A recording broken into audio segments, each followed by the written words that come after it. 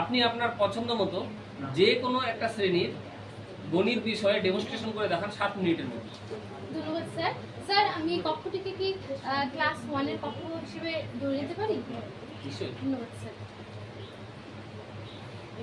শুভ সকাল প্রিয় ছাত্রছাত্রীরা, কেমন আছো তোমরা? বাহ, বেশ, সকলে ভালো আছো? আমিও কিন্তু খুব ভালো আছি। আচ্ছা, তোমাদের মনে আছে তো যে গতদিন আমরা কি পড়েছিলাম? হ্যাঁ, সংখ্যার ধারণা। বাহ, ভেরি গুড। তোমরা তাহলে জানো না আমরা গতকাল কি পড়েছিলাম? আমরা কিন্তু আজকে অনেক গল্প করব, কিন্তু তার আগে কি করব বলো তো? আমরা আজকে চট করে জেনে নিই আজকে ডেট কত। আজকে 25 তারিখ কিন্তু, আর এটা কিন্তু 2025 সাল চলছে। কেমন? এখন আমরা পড়ব গণিত। কি পড়ব? গণিত। আর কোথা থেকে পড়ব? আমার বই। আমার বড়সই বই, আমার বই, ঠিক আছে? আজকের পাঠ যেটা সেটা কিন্তু আমরা এখন জানবো না, পরে তোমাদের থেকে জানবো যে আজকে পাঠটা কি ছিল। কেমন? আচ্ছা, তোমরা সবাই ছবি আঁকতে ভালোবাসো? আমি কিন্তু ভীষণ ভালোবাসি। তবে তোমরা দেখো তো আমি এটা কিসের ছবি আঁকাচ্ছি? হ্যাঁ, বেশ, সুনিতা মাহাতো, ঠিক বলেছো। এটা ফুলের ছবি, তাই না? Very good. আচ্ছা, দেখো তো এখানে কতগুলো ফুল আছে, তোমরা গুনে বলতে পারবে? গতকাল আমরা গোনা শিখেছি, তাই না? আচ্ছা, বলো তো এখানে কয়টি ফুল আছে? 1 2 3। Very good. এখানে 3টি ফুল আছে, তাই না? আর এখানে কয়টি ফুল আছে?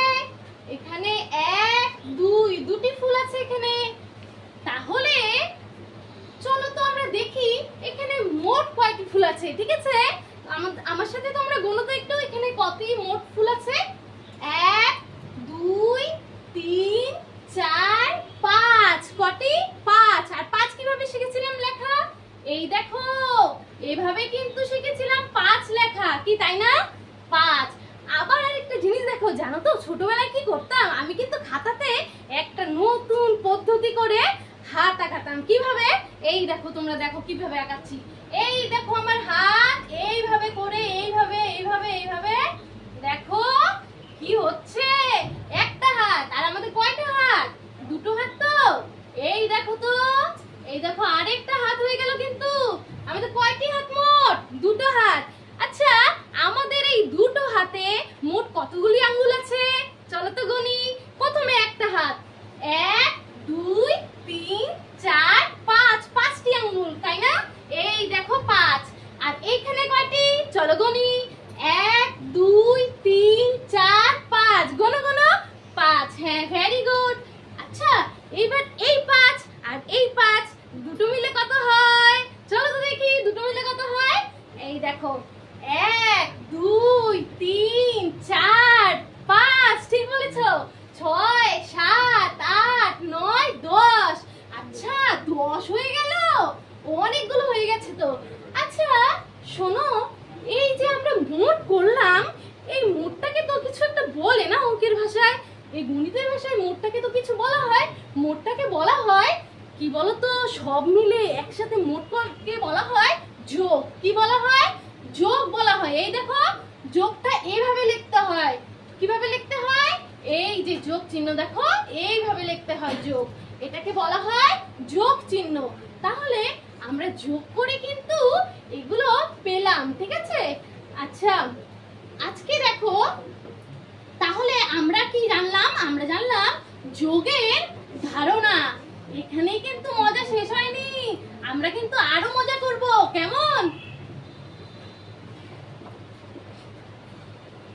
আচ্ছা, চলো তো চট করে আমরা আরেকটা জিনিস দেখে নিই।